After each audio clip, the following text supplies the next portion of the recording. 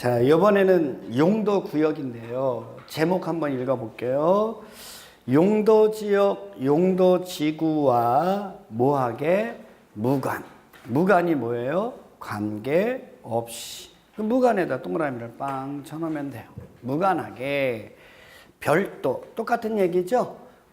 거기만의, 용도 구역만의 별도의 토지의 이용을 위해서 지정되는 게 뭐라는 거예요? 용도 구역이라는 얘기예요. 그렇죠? 그 제목을 잘 분석해야 돼요. 그럼 읽어보죠.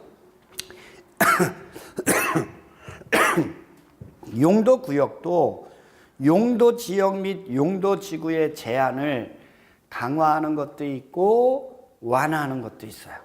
됐나요? 근데 얘는 중요한 게 따로 정한다. 이게 중요해요. 거기에다가 박스를 치면 돼요.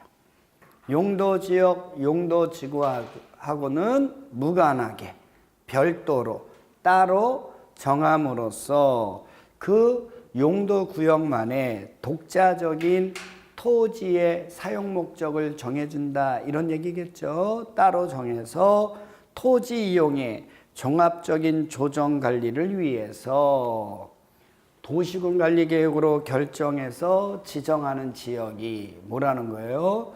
용도 구역이에요. 그렇죠? 그럼 요 밑에 있는 해설을 읽어보면 위에 제목이 왜 그렇게 뽑혔는지 알 수 있죠. 그래서 5가지가 있는데 첫 번째는 입지 규제를 최소화하기 위해서만 이용하는 구역이 있어요. 그게 뭐냐면 입지 규제 최소 구역이에요. 됐죠? 얘는 별도로 운영한다. 즉, 그 앞에 있는 것만을 위해서 입지 규제를 최소화할 목적으로 이용되는 토지에는 뭐가 지정된다는 거예요? 입지 규제 최소 구역. 누가 지정한다고요? 장관님이 지정해요. 국토교통부 장관님이. 자, 왜 입지 규제를 최소화하려고 합니까? 나오는 거예요. 도시 지역에서 복합적인 토지 이용을 증진시켜서 줄깁니다. 도시 정비를 촉진. 거기다 줄그시고요. 정비에다가 동그라미 이렇게. 도시의 정비를 촉진하고 정비한 그 지역을 지역의 거점으로 육성해 나가기 위해서 지역 거점 육성 거기에다도 줄거 놓으시면 돼요.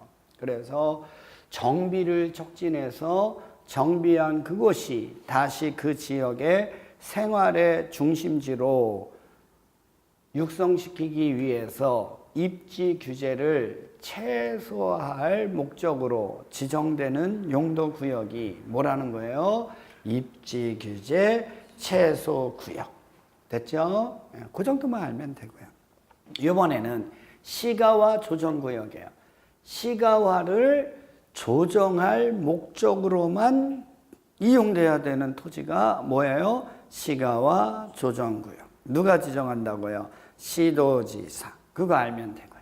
다만 국가계획과 연계해서 시가와 조정구역을 지정할 수가 있어요. 이럴 때는 국가계획과 연계된 거니까 누가 지정해야 돼요? 국토교통부 장관님이 지정하겠죠. 됐나요? 네, 그래서 보면 도시지역과 그 주변 지역에 무질서한 뭐를 방지하겠다는 거예요? 시가화. 시가화에 동그라미를 빵 쳐놓으면 되죠. 시가화를 방지하기 위해서 자, 무질서한 시가화가 되는 걸 예방하기 위해서 단계적인 개발을 도모하겠다는 거예요. 그렇게 하기 위해서 줄이면 돼요. 5년 이상 20년 이내에서 정한 기간 동안 시가화를 뭐 하겠다는 거예요? 유보해 나가겠다는 거예요. 시가화를 유보한다는 건 개발을 금지시키겠다라는 얘기죠.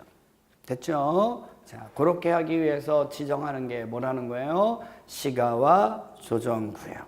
따라서 얘는 그 시가화를 유보하는 기간이 있죠? 그 기간이 끝나면 다음 날 자동적으로 없어져요. 됐죠? 그래서 시가와 유보 기간이 끝난 날 언제요? 다음 날 그 효력을 잃게 됩니다. 이번에는 개발 제한 구역이에요. 개발을 제한할 목적으로만 이용되는 토지죠. 누가 지정한다고요? 국장. 국토교통부 장관님이 지정하는데 얘는 도시에다 동그라미 치면 돼요. 도시가 무질서하게 확산되는 걸 방지하는 거죠. 시가와 조정구역은 시가와의 확산을 방지하는 거고, 그렇죠? 개발 제한 구역은 도시 자체가 무질서하게 확산되는 걸 방지하기 위해서 개발을 제한한다는 거예요. 두 번째는 3번 보면 돼요. 국방부 장관님의 요청이 있어서 보안상에다 동그라미 치면 돼요. 보안상 도시의 개발을 제한할 필요가 있을 때 지정되는 게 뭐라는 거예요? 개발 제한 구역. 요번에는 도시자연공원구역이라는 거 나오죠? 도시인데 도시 안에 자연공원을 만들어준다는 거예요. 그렇죠? 도시인데 도시 안에 자연공원을 만들어주기 위해서 지정하는 게 도시자연공원구역이죠? 그러니까 누가 지정하냐면 시도지사, 대도시시장이 지정하는데 왜 도시 안에 자연공원을 만들어 주려고 합니까? 그러면 도시의 자연환경하고 경관을 보호하고, 됐나요? 도시민에게 건전한 여가 휴식 공간을 제공하려고, 됐나요? 그 목적을 위해서 도시지역 안에서 식생이 양호한 산지의 개발을 제한할 필요가 있을 때 지정하는 게 뭐라는 거예요? 도시자연공원구역이고요. 수산자원보호구역이니까 여기는 수산자원을 보호하기 위해서 이용되라 이런 얘기죠. 누가 지정한다고요? 해양수산부 장관이죠. 수산과 관련된 거니까. 그렇죠? 그래서 수산자원을 보호 육성하기 위해서 필요한 공유수면이나 그에 인접한 토지에 지정되는 게 뭐라는 거예요? 수산자원 보호구역. 그래서 용도지역, 용도지구하고는 무관하게 별개의 토지의 사용 목적을 정해주기 위해서 지정되는 게 용도구역인데, 용도구역의 종류는 5가지가 있는 거죠. 입지규제, 채소구역, 그 다음에 시가와 조정구역, 그 다음에 개발 제한구역, 도시자연 공원구역, 수산자원 보호구역. 이 5가지만 뭐라는 거예요? 용도구역이에요. 이 중에서 우리가 잘 알아둬야 되는 건 위에 있는 2가지. 입지규제 채소구역하고 시가와 조정구역을 잘 알아두시고요. 나머지는 누가 왜 지정하는지만 간단하게 알아두면 되는 거예요. 됐어요? 자, 그래서 지금까지 우리가 뭘 배운 거냐? 이거 배운 거예요, 이거요. 도시군 관리계획. 뭘 배운 거라고요? 도시군 관리계획. 그래서 지난 시간에는 용도지역 공부했죠? 그 다음에 기반시설 공부했죠? 그 다음에 지구단위계획 공부했죠? 이 도시군 관리계획에 대한 용어 정의를 공부한 거예요, 우리가. 근데 그 중에 보면 용도지역도 있지만 용도지구라는 것도 지정을 해요, 안 해요? 해요. 오늘 배운 거예요. 용도지구는 왜 지정합니까? 용도지역의 미비점을 뭐하기 위해서? 보완하기 위해서. 용도지역에 부가적으로 지정되는 게 뭐라는 거예요? 용도지구고, 이러한 용도지역과는 관계없이 별도의 독립적인 토지의 사용 목적 정해주기 위해서 지정되는 게 뭐라는 거예요? 용도구역이라는 거예요. 됐어요? 그래서 용도지역, 용도지구, 용도구역을 지정하고 변경하는 것도 다 뭐라는 거예요? 도시군 관리계획이다라는 얘기죠. 됐어요? 그래서 우리 이런 거 한번 공부한 적 있는데 요 말 잘 모르면 또 얘가 어려워져요. 공법에서는 이렇게 지역이라는 말이 붙은 말이 있고 지구나 구역이라는 말이 붙은 말이 많이 나온다 그랬죠? 그래서 지역은 언제 쓴다고요?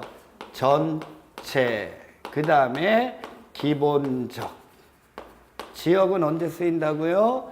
전체, 기본적. 그쵸? 근데 지구나 구역은 일부, 맞아요? 그 일부에만 적용되는 특정한 그 어떤 것 얘기해 줄 때 지구나 구역이라는 말을 붙인다 그랬죠? 예, 그래요. 이거를 아냐 모르냐가 얘를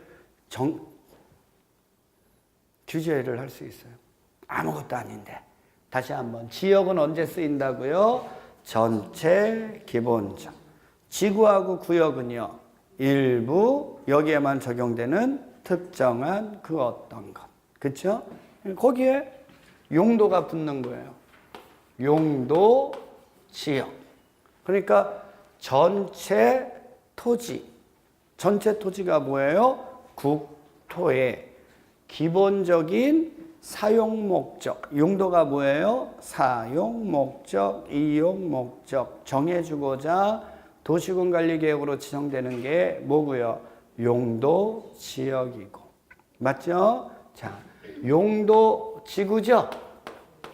용도 지구는 이미 용도 전체 토지에 기본적으로 뭐가 지정됐어요? 용도 지역이라는 게 지정되어 있잖아요. 근데 이 용도 지역은 기본적인 사용 목적만 정해주는 거니까, 그쵸? 그 토지 안에 있는 일부 토지가 용도 지역의 지정만으로는 감당할 수 없는 어떤 특정한 목적이 있어요, 없어요? 있어요. 그쵸? 그래서 이 용도 지구는 이러한 용도 지역의 미비점을 뭐하기 위해서요? 보완하기 위한 특정한 목적, 사용 목적을 정해주고자 지정하는 게 뭐라는 거예요? 용도 지구. 됐죠? 예, 용도 구역은 이러한 용도 지역 지정이 됐는데 기본적인 사용 목적 완전 무시하고. 됐어요? 예, 얘만의 용도 구역만의 독립적인 별개의 토지의 사용 목적을 정해주고자 지정되는 게 뭐라는 거예요? 용도 구역이라는 거예요. 그쵸? 예. 그래서 한 가지 예를 들면, 뭐 한 가지 예를 들어볼까요? 만약에 용도 지역에 녹지 지역, 관리 지역, 농림 지역, 자연환경 보전 지역 있어요, 없어요? 있죠. 이렇게 지정되면 기본적으로 이렇게 사용 목적대로 이용해야 되잖아요. 근데 여기에서 주택을 짓고 살아가는 사람들이 주거 생활하는 게 편리하다, 불편하다. 그래요. 그래서 그 사람들이 좀 더 편리한 주거 생활을 할 수 있도록 그 미비점을 보완하고자 지정되는 용도지구가 뭐라는 거예요? 자연 취락 지구라는 거예요. 맞죠? 네, 맞아요. 여기가 자연 취락지구. 이렇게 미비점을 보완하고자 지정하는 게 뭐라는 거예요? 용도 지구라는 거예요. 용도 지역의 미비점을 보완하기 위해서 용도 지역에 부가적으로 지정되는 거죠. 됐나요? 자, 근데 이번에는 용도 지역에 도시 지역이에요. 무슨 지역이에요? 도시 지역 있어요, 없어요? 있죠? 예. 도시 지역으로 있는데 됐어요? 얘하고는 상관이 없어요. 이 도시 지역 안에 복합적인 토지의 이용을 증진시켜서 맞나요? 그 도시의 정비를 뭐하고요? 촉진하고. 됐어요? 이 정비한 곳이 지역의 거점으로 역할을 할 수 있도록 됐어요? 해주기 위한 이 독립적인 이 두 가지의 목적을 위해서 지정되는 게 용도구역이죠? 용도구역이잖아요. 그 용도구역이 뭐라고요? 입지, 규제, 채소, 구역이 되는 거예요. 이해하셨어요? 그래서 요 지역과 지구와 구역의 관계, 용도, 지역, 지구, 구역의 관계를 잘 알아두시면 되는 거예요. 됐죠? 자, 그래서 지난 시간하고 이번 시간에 여기까지 뭐를 설명해 준 거냐? 도시군 관리계, 즉 국토를 효율적으로 이용하기 위한 행정수단을 품고 있는 조정해 놓은 도시군 관리계획에서 사용하는 용어 정의를 공부한 거예요. 용도 지역이 뭔지, 용도 지구가 뭔지, 용도 구역이 뭔지, 기반 시설이 뭔지, 도시개발 사업이 뭔지, 정비 사업이 뭔지, 지구 단위 계획 구역하고 지구 단위 계획이 무엇인지를 지금까지 학습한 거다라는 얘기죠. 알겠어요? 그래, 그거라는 거예요. 너무 쉽잖아요. 근데 왜 이런 용어 정의를 이렇게 열심히 설명합니까? 용어 정의가 공감이 안 돼 버리면 알아들을 수가 없어요. 여러분들이 이제 공부하면서 간혹가다 이런 말씀하시는 분들이 되게 많아요. 아, 무슨 과목은 이해가 안 가.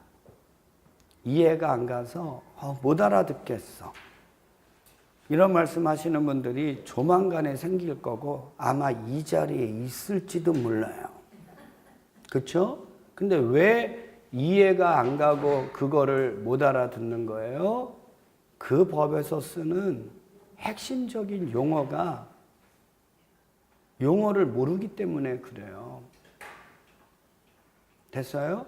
뭐 한 가지 예를 들어서 여러분들이 일상적인 생활들 하는 거 있죠? 그거를 갖다가 같은 친구들하고 얘기를 합니다. 아, 근데 그거 있지? 나는 이 부분을 이렇게 생각해. 근데 그렇게 얘기했을 때 상대방이요, 나도 그렇게 생각하는데 라고 하는 사람이 있는가 하면 나는 그 부분을 난 이렇게 생각해 하면서 이렇게 의견이 공감되는 사람도 있고 반대되는 사람도 있어요, 없어요? 있어요. 근데 공감한다, 반대된다, 뭐 이거 결과로는 다른 얘기지만 한 가지 공통점은 뭐냐면요. 그가 얘기하고 있는 내용의 주제를 서로 알고 있다는 거예요. 그러니까 나도 그렇게 생각하는데 나는 그 부분은 난 이렇게 생각하지 않아. 그건데 나는 이건 이것 때문이라고 생각해 하면서 대립도 가질 수 있는 거예요. 그렇죠? 그거는 얘기하고 있는 것들에 대한 의미를 알기 때문에 가능한 거예요. 됐죠? 근데 여러분들이 지금 처음 와서 공부하면서 나는 그거 이해가 안 가서 못 알아듣겠어 라고 얘기를 한다는 건요. 됐어요? 어떤 얘기예요? 그 법에서 그 과목에서 사용하는 용어의 의미를 모른다는 얘기예요. 무슨 얘기인지 아시겠어요? 근데 그거를 그렇게 얘기하지 않고 그 사람이 강의를 개떡같이 해서 이렇게 욕하는 사람들이 있어요. 그거는 정말 잘못된 거예요. 강의하는 사람이 그 법에서 쓰는 용어를 설명해 주려고 강의를 하지. 됐어요? 엉뚱한 걸 가르쳐 준다고 강의를 합니까? 절대 그렇게 하지는 않습니다. 강의가 개떡같이 해서 하는 게 아니라요. 개떡같이 수업을 듣는 거예요. 그 용어를 모른다는 얘기는. 무슨 얘기인지 아시겠어요? 가장 중요한 건 용어의 쓰임을 분명하게 아는 거예요. 무슨 얘기인지 아시겠어요? 그리고 나야 그 다음부터 모든 것들이 쭉쭉쭉쭉 나가는 거예요. 근데 왜 수업을 듣는 분들이 왜 나는 그거를 이해를 못한다. 그래서 답답해라고 얘기를 하냐. 자기 욕심 때문에 그래요. 그 욕심을 버려야 돼요. 이 용어는요, 그 법에서 쓰는 용어의 개념은요, 이미 정해져 있는 거예요. 근데 공부하는 분들이 어떤 생각을 갖고 있냐면요, 그 용어를 정확히 알기 이전에 괜히 잘난 척을 해요. 여러분들이 일상생활에서 쓰는 용어하고요, 법률에서 쓰는 용어는요, 의미가 달라요. 무슨 얘기인지 아시겠어요? 그거를 여러분들이 사용하는 언어로 자꾸만 해석하려고 하잖아요. 그게 욕심인 거예요. 그래서 그 용어의 본질을 자꾸만 까먹는 거예요. 여러분들이 이 용어에는 맞춰줘야 되고요. 그냥 이렇게 받아들여야 돼요. 그게 선행되지 않으면요. 백날 공부해 보세요. 고통만 나오는 거예요. 힘든 것만 나오는 거예요. 예를 들면 하나의 기차라는 걸 설명을 합니다. 기차라는 어떤 일상적인 거를 설명을 해요. 기차예요. 근데 듣는 사람들이 그 기차가 하늘을 달리는 비행기로 생각하고 있다라고 생각해 보여. 그 사람이. 됐어요? 그러면 제가 기차에 대해서 이야기를 합니다. 기차는요, 이렇게 레일 위를 달리고요. 아닌데? 하늘을 날아다니는데? 그렇게 생각할 거고요. 그쵸? 그래서 기차의 종류에 보면 KTX도 있고 새마을호도 있고 무궁화호도 있습니다. 이런 얘기하면 아닌데 대한항공 있고 아시아나 있고 뭐 이런 거 생각하니까 이 사람은 이게 무슨 얘기인지 모르는 거예요.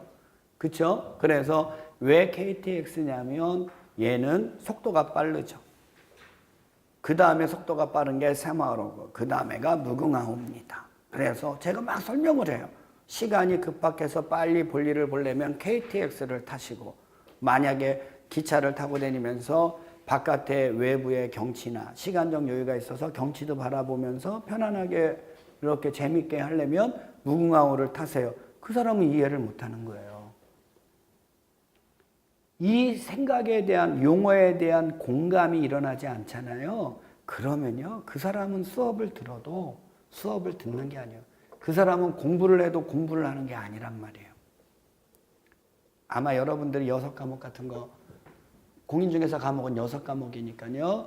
6과목에서 사용하는 용어의 의미를 파악하지 못한다면 그 과목은요. 공부하는 게 무지무지하게 어렵습니다. 무슨 얘기인지 알죠? 그러니까 용어에 대한 정확한 이해를 하는 게 11월, 12월에 공부할 때 핵심이에요. 그리고 그거를요. 계속 반복해서 해줘요. 뭐 해서 해준다고요? 계속 반복하잖아요. 지금 여기 나온 거 계속 반복하는 거 아닙니까? 왜요? 쓰이는 용어는요. 한정되어 있으니까 그래요. 그 법을 설명할 때 쓰이는 용어는. 됐나요? 그러니까 그런 부분들 생각하셔서 공부하는데 좀 참고를 해주시면 좋겠어요. 그렇죠? 네. 자, 넘기시면.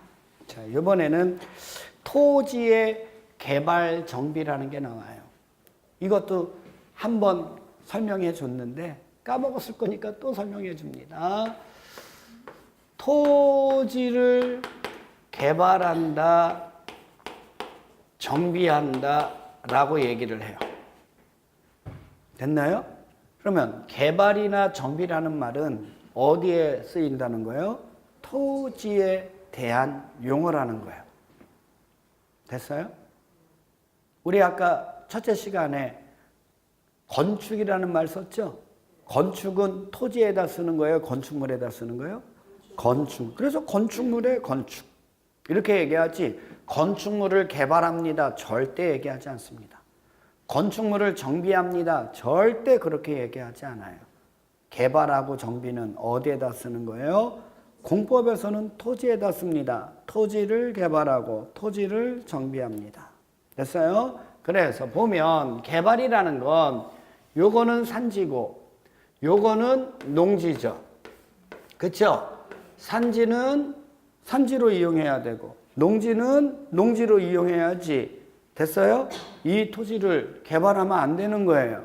됐죠? 근데 이러한 토지를 개발한다라고 얘기를 하면 원래는 보존해줘야 되는 토지인데 이 토지를 개발한다는 얘기는 이러한 토지를 이렇게 건축물을 건축하거나 공작물을 설치할 수 있는 토지로 조성해 주는 거. 됐어요? 이거를 뭐라고 얘기한다고요? 토지를 개발한다라고 얘기를 했어요. 그리고 이런 토지를 이용하는데 불편함이 없도록 뭐 설치해 주는 거? 기반 시설을 설치해 주는 거. 이게 뭐라는 거예요? 토지를 개발한다는 얘기예요. 됐어요?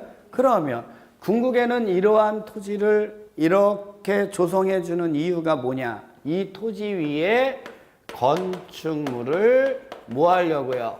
건축하는 행위를 하려고. 됐어요?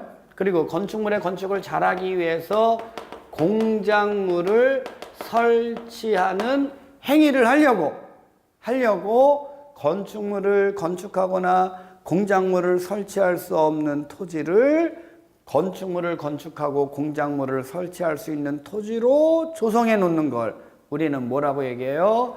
토지를 개발한다라고 얘기를 합니다. 따라서 건축물의 건축, 공작물을 설치하기 위한 토지로 조성하는 게 토지를 개발한다는 거, 그 조성한다는 걸 우리는 이러한 토지를 이렇게 할 수 있는 토지로 만들어준다. 그게 토지의 형질을 변경한다 이렇게 얘기해요. 뭐를 변경한다고요? 토지의 형질 변경이라고 얘기를 합니다. 됐어요? 뭐를 하기 위해서요? 이거를 하기 위해서 형질을 변경해 주는 것도 토지를 뭐 하는 거예요? 개발하는 거죠. 됐나요? 그럼 이거는 개발 위주의 토지에서 쓰이는 용어예요. 그러면 농지는 보존해야죠. 그러면 농지법에서는 이 농지는 농사 짓는 목적으로 이용돼야지 건축물을 건축하는 토지로 이용하면 돼야 안 돼요? 안 되죠. 근데 이 농지를 건축물을 건축할 수 있는 토지로 조성할 수도 있어요, 없어요? 있어요. 그랬을 때 농지법에서는 그거를 토지의 형질 변경이라고 하지 않습니다. 농지는 농사 목적으로 이용해야 되는데 그 목적이 아닌 건축물에 건축하는 목적으로 이용하려고 하더라. 그래서 농지법에서는 이 토지의 형질 변경을요, 농지를 전용한다 이렇게 표현을 해요. 같은 얘기예요. 됐어요? 그럼 산지도 마찬가지죠. 산지도 여기 뭐 임산물 생산하는 쪽으로 잘해서 보존해야 되잖아요. 그렇게 이용돼야 되는데 이 산지도 건축물의 건축을 위해서 토지의 형질 변경을 하더라 이런 얘기죠. 그러면 산지가 아닌 다른 목적으로 쓰는 거죠. 그거를 뭐라고 얘기해요? 산지의 전용이라고 얘기를 해요. 됐어요? 근데 그거는 그 보존 용도의 법에서 그거 위주로 설명하는 거고 개발 용도의 법에서는 그런 걸 산지 전용, 농지 전용이라고 하지 않고 그냥 건축물에 건축을 할 수 있는 토지로 형질을 변경해 주는 거다라고 표현한다는 얘기예요. 실질적으로는 같은 의미예요. 무슨 얘기인지 아시겠어요? 그러면 자, 건축물의 건축을 위해서 토지의 형질을 변경하는 것도 토지를 개발하는 거고요. 됐죠? 그럼 우리가 좀 전에 배웠듯이 이런 건축물을 건축하려면 됐어요? 법에서 정하는 건폐율하고 용적률에 뭐 되게 해야 돼요? 부합되게 해야 되잖아요. 건폐율하고 용적률에 뭐 되게? 부합되게 해야 되니까 그거 할 때 대지 면적에 대한 건축 면적의 비율, 대지 면적에 대한 연면적의 비율이 건폐율 용적률 아닙니까? 그러면 대지의 면적을 조정해줘야 돼, 안 해줘야 돼요? 해줘야죠. 그렇게 건축물을 지으려면. 이해하셨어요? 그게 토지의 분할이에요. 토지의 뭐요? 그래서 건축물의 건축 등을 하기 위해서 토지를 분할하는 것도 토지를 뭐 하는 거예요? 개발하는 거예요. 됐어요? 그 다음에 또 하나, 이렇게 건축물을 여기에다가 건축하려고 하면 뭐가 필요합니까? 흙 필요하죠. 모래 필요하죠. 자갈 같은 거 필요해요? 안 필요해요? 필요해요. 그거를 위해서 흙, 모래, 자갈 같은 걸 캐내는 행위 있죠? 그것도 개발이에요. 이거를 위한 거니까. 맞죠? 그래서 흙, 모래, 자갈 같은 걸 뭐라고 얘기하냐면 토석이라고 얘기해요. 그래서 이 토석을 캐내는 행위, 그래서 채취 얘기합니다.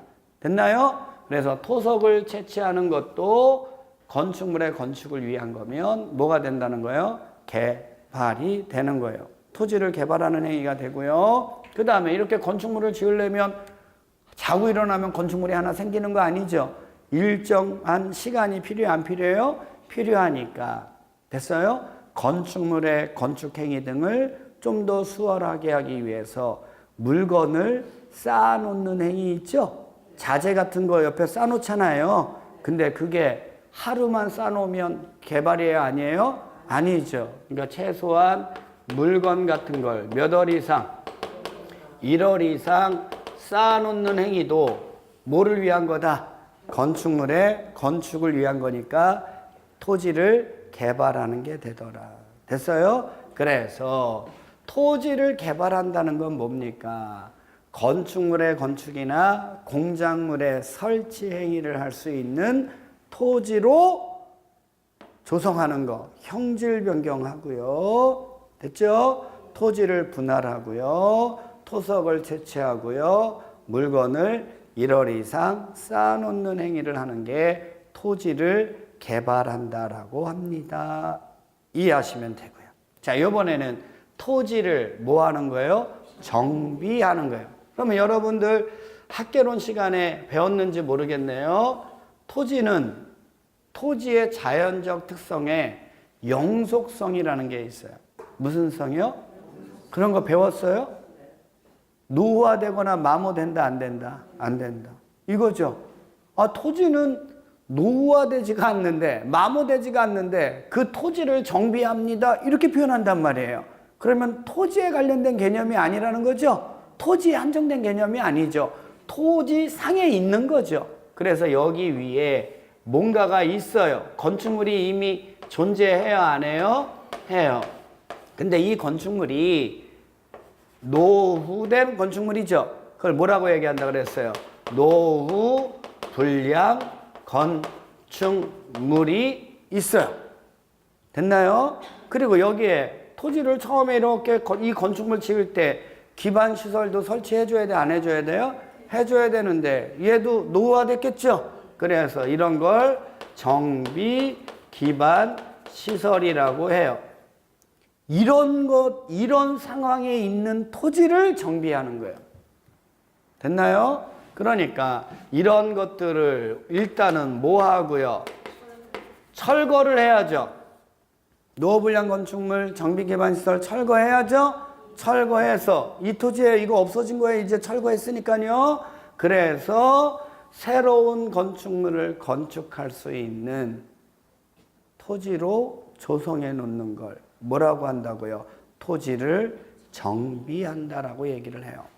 됐어요? 그래서 이렇게 하기 위해서 형질 변경하고 토지를 분할하고 토석을 채취하고 물건을 1월 이상 쌓는 행위가 토지를 뭐 하는 거예요? 정비하는 거라고. 정비 이렇게 해서 맞아요? 그리고 궁극에는 여기에다가 새로운 건축물을 건축해야 안 해요? 해요. 하고 새로운 기반 시설을 설치해야 안 해요? 해요. 이게 뭐라는 거예요? 정비예요. 토지의 정비. 그러면 개발하고 정비라는 걸 알 수 있어요? 없어요? 있어요. 이게 아무것도 아닌데 이 개념을 잘 인지를 못하더라고요. 해놓으면 되게 쉬워요. 자, 그래서 밑에 또 아주 재밌는 얘기가 나와요. 도시군 계획 사업에 의한 이렇게 돼 있죠. 그 도시군 계획 사업에 동그라미를 빵 쳐놔야 돼요. 도시군 계획 사업에 의한 토지의 개발 정비 이렇게 나왔죠. 이것도 지난 시간에 배운 건데 자 보세요. 도시군 관리 계획을 시행하기 위한 사업 됐어요? 그걸 뭐라고 한다고요? 도시군 계획 사업. 도시군 관리 계획을 시행하기 위한 사업을 우리는 뭐라고 불러요? 도시군 계획 사업. 지난 시간에 학습한 거 기억나나요? 그래서 기반 시설 중에서 됐나요? 기반 시설 중에서 도시군 관리 계획으로 결정된 시설이 뭐라고요? 도시군 계획 시설. 맞죠? 기반 시설 중에서 요거 중에서 무엇으로?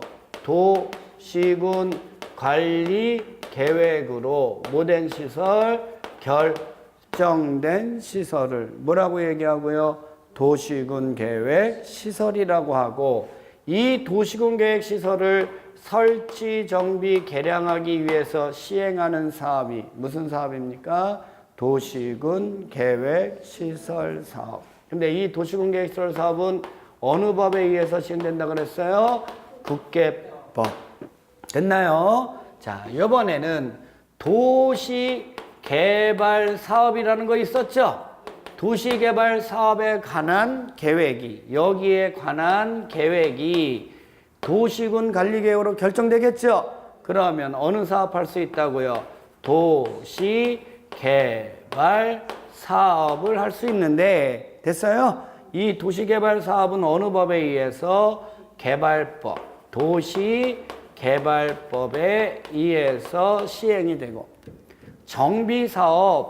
정비사업에 관한 계획도 도시군 관리계획으로 결정되죠? 그러면 어느 사업 할 수 있다고요? 정비사업을 시행할 수 있는데, 얘는 어느 법에 의해서? 도시정비법에 의해서.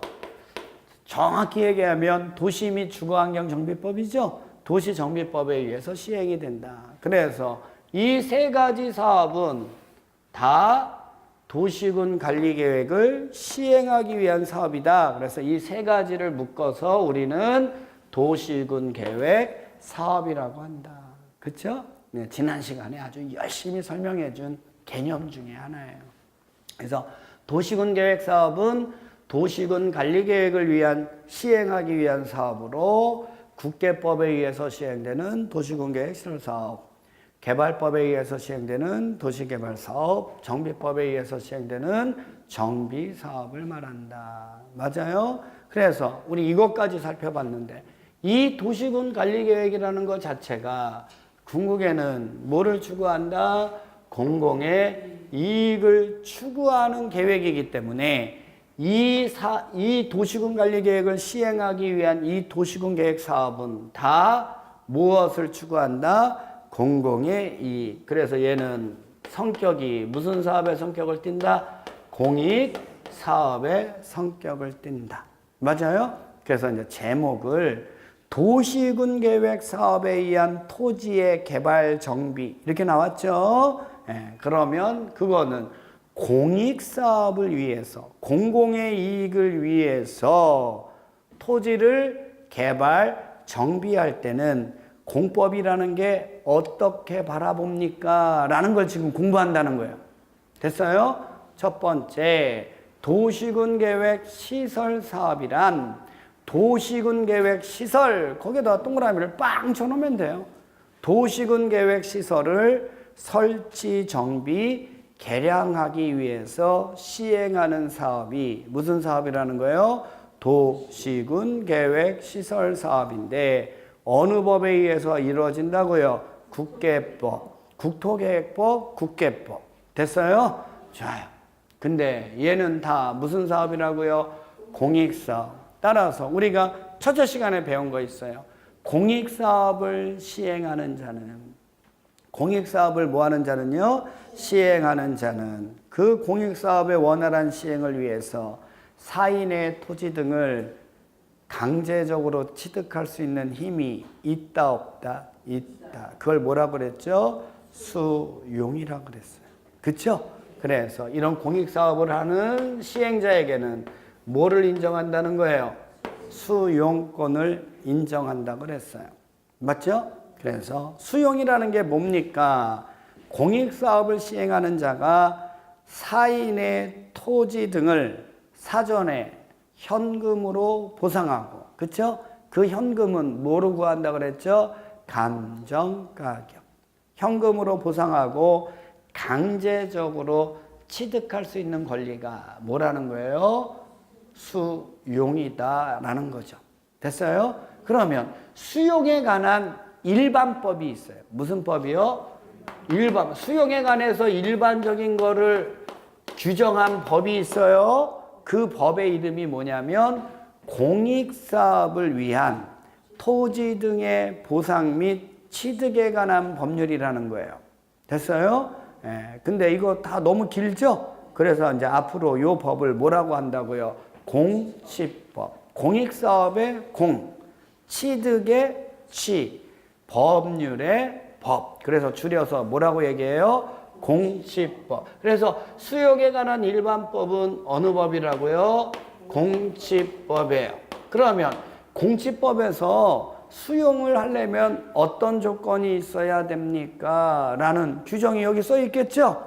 가봅니다. 어느 사업이어야 된다고요? 공익사업. 그래요. 그래서 공취법이에요. 공익사업에 한해서만 수용권을 인정합니다.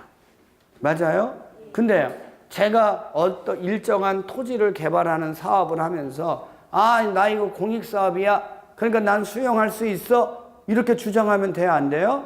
안 되죠.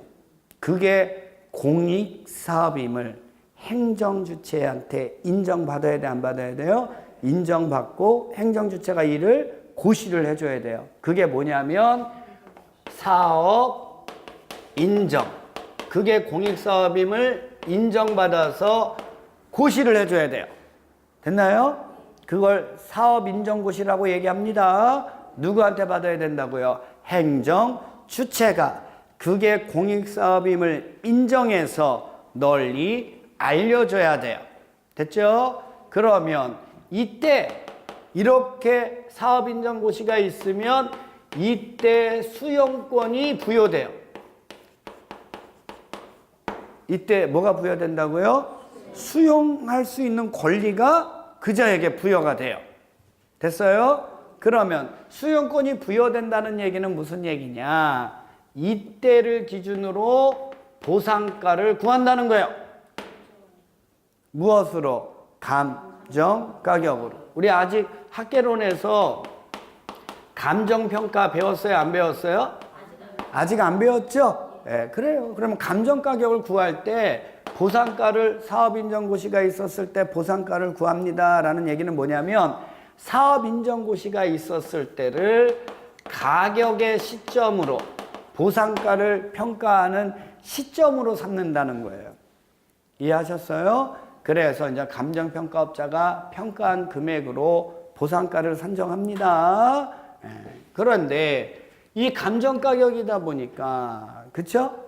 감정가격도 인하를 기준으로 하다 보니까 현 시세하고는 격차가 있다고요? 없다고요? 있어요. 그쵸? 그러니까 공익사업을 시행하는 자와 토지 소유자들 간에 이 가격 갖고서 협상이 잘 돼야 안 돼요? 안 되면 시행자는 재결을 신청합니다. 뭐를 신청한다고요?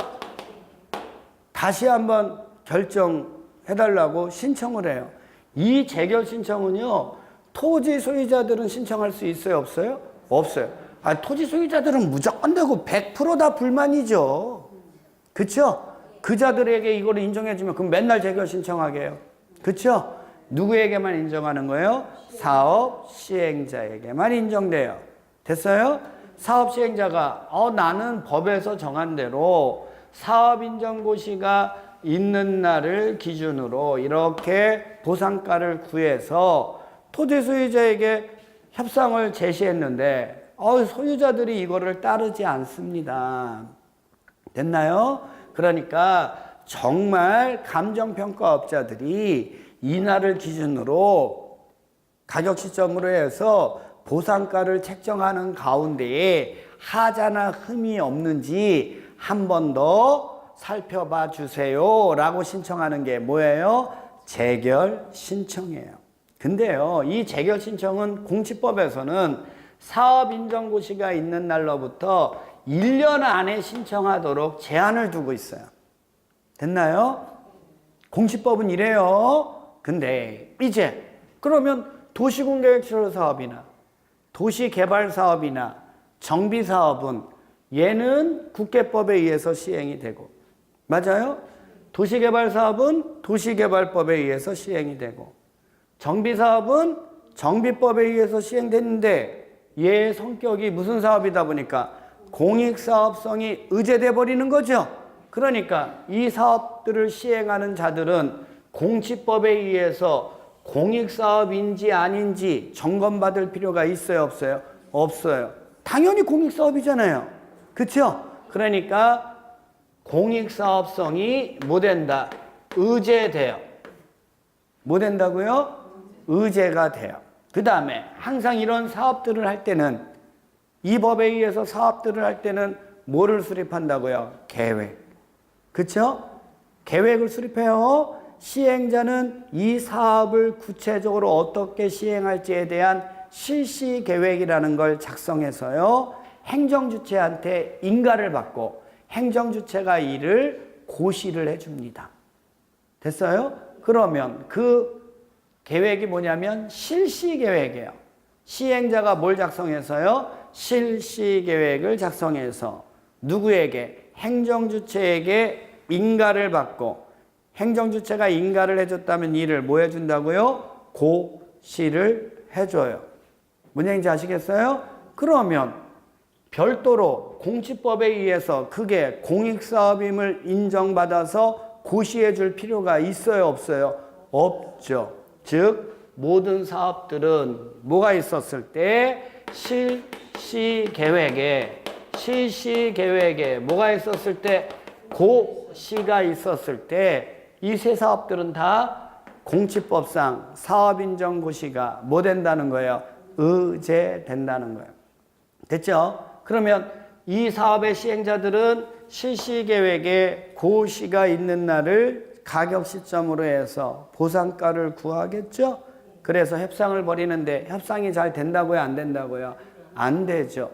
그러면 그 공익사업 시행자는 재결을 신청할 수 있는데 맞아요? 1년 안에 하세요. 그러면 사업 시행자에게 훨씬 불리하잖아요. 사업해야 되는데 사업도 해야 되는데 1년 안에 재결도 신청해야 되고 너무 복잡하죠? 그래서 재결 신청 기간을 다 연장해줘요. 뭐 해준다고요? 그래서 1년 안에 하는 게 아니라 사업 기간 내에만. 언제까지만 하면 된다고요? 사업 기간 내에만 하면 되도록 되어 있어요. 됐나요? 자, 됐죠? 이게 무슨 건이라고요? 수용건이에요. 지우면 돼요. 그럼 사업 기간이 한 5년 동안 재결 기간이? 예, 그 안에만 신청하면 된다고요. 그러면 토지 소유자들은 심리적 압박을 받아야 안 받아요? 받죠. 됐어요? 좋아요. 그거예요. 딱 맞으셨어요. 최승실 씨. 됐나요? 수용이 어떤 건지 아시겠어요? 좋아요. 이번에는 도시개발 사업이에요. 무슨 사업이요? 도시개발 사업. 도시개발 사업은요, 그냥 도시개발법에 의해서 도시개발 구역을 지정해요. 뭘 지정한다고요? 도시개발구역은 어느 법에 의해서 지정된다고요? 도시개발법에 의해서 도시개발구역을 지정합니다. 뒤에 뭐라는 말이 붙었어요? 구역이죠? 그럼 얘는 요 앞에 있는 목적만을 위해서 이용되는 토지예요. 됐어요? 얘는 용도구역이에요, 아니에요? 아니에요. 용도구역은 아니지만 구역이라는 말이 붙으면 그냥 앞에 있는 것만을 위해서 쓸 토지를 얘기해요. 일부 토지. 됐어요? 예, 얘는 뭐를 하는데 도시를 개발하는 특정한 목적만을 위해서 쓸 토지예요. 됐나요? 그래서 도시개발구역을 지정하고 요 도시개발구역을 단지 또는 시가지로 조성하기 위해서 시행하는 사업 있죠? 그 사업을 뭐라고 한다고요? 도시개발 사업이라고 얘기해요. 말 그대로 단지나 시가지를 만든다는 걸 다른 얘기로 하면 신도시 하나 만들어주는 거예요. 됐어요? 됐죠? 좋아요. 근데 그 밑에 뭐라는 게 나와요? 환지. 환지 나오죠? 자, 공익사업을 시행하는 자가 사인의 토지를 강제적으로 교환, 분합할 수 있는 권리를 뭐라고 한다고요? 환지라고 얘기하죠. 됐나요? 그럼 가봅니다. 지금 도시개발구역 있죠? 여기로 지정된 토지들은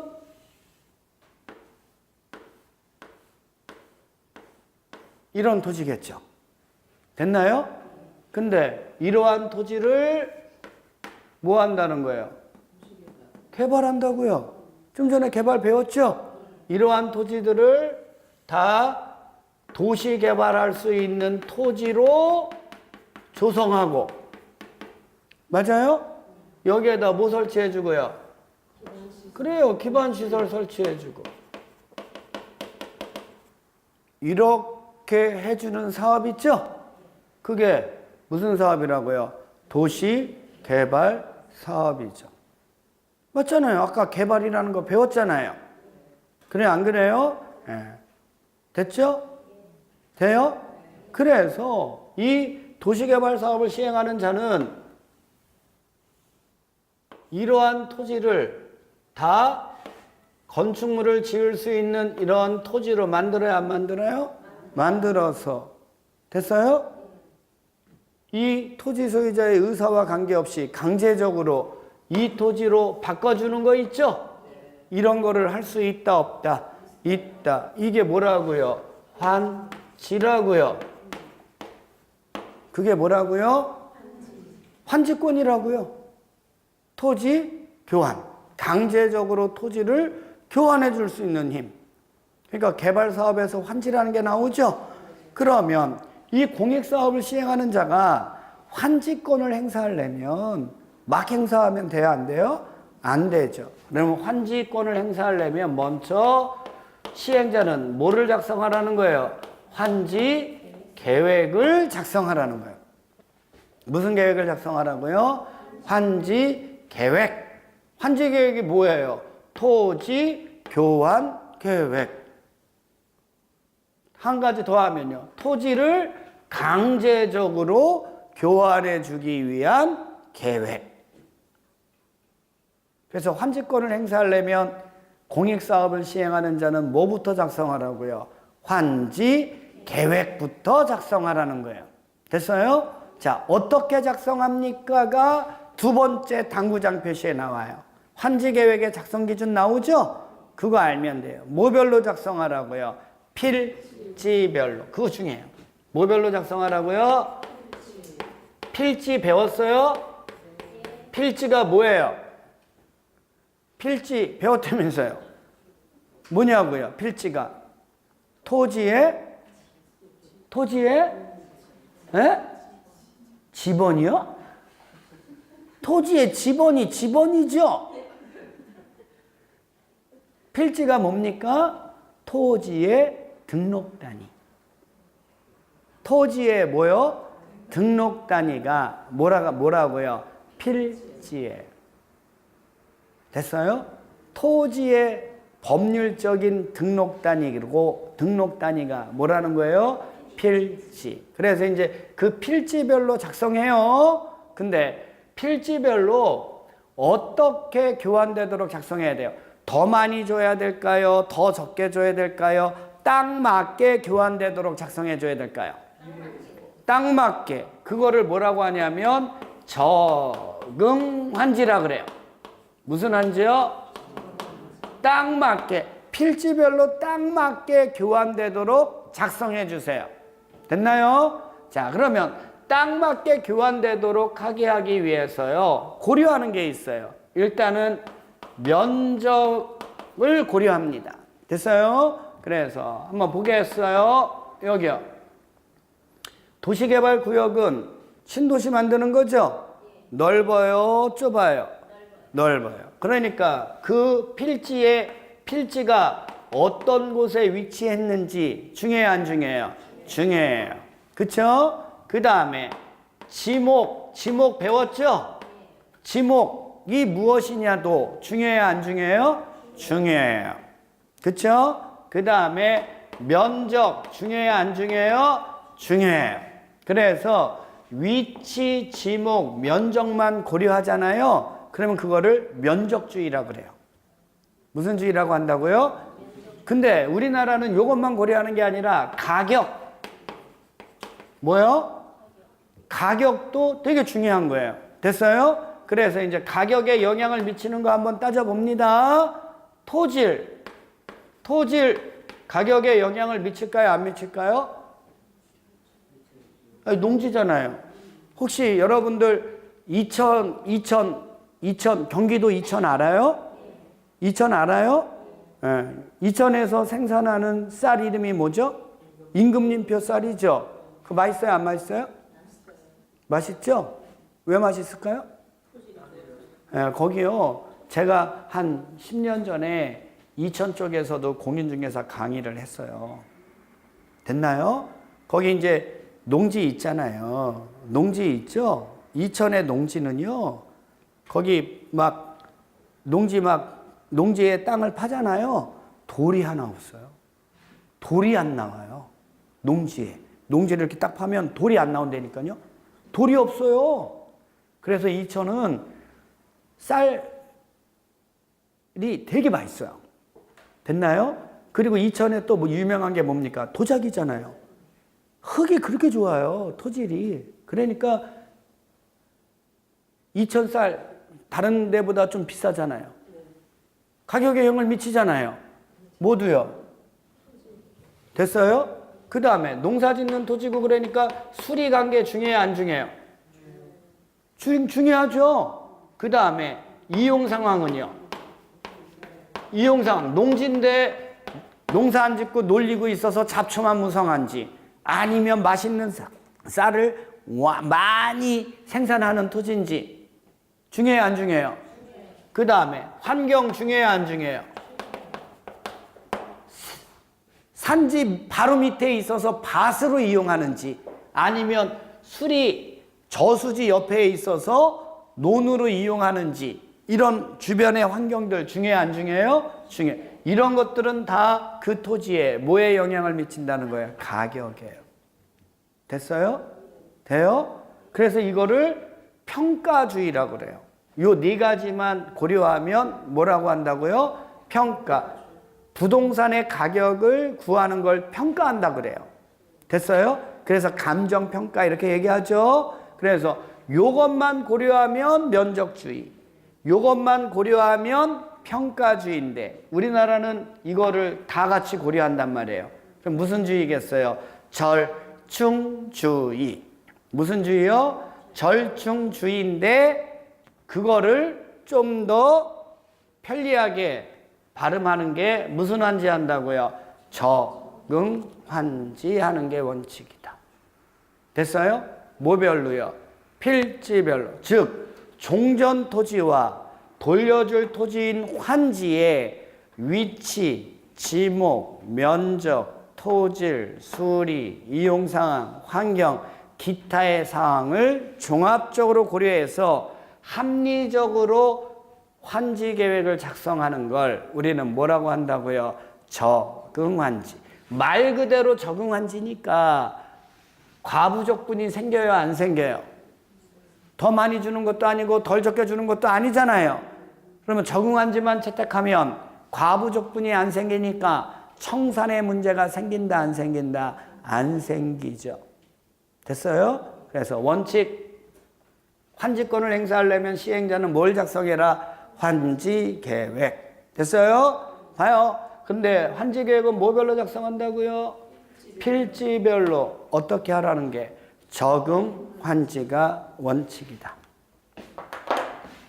됐죠? 됐어요? 이번 시간은 여기까지. 잠깐 쉬었다가 나머지 해드릴게요.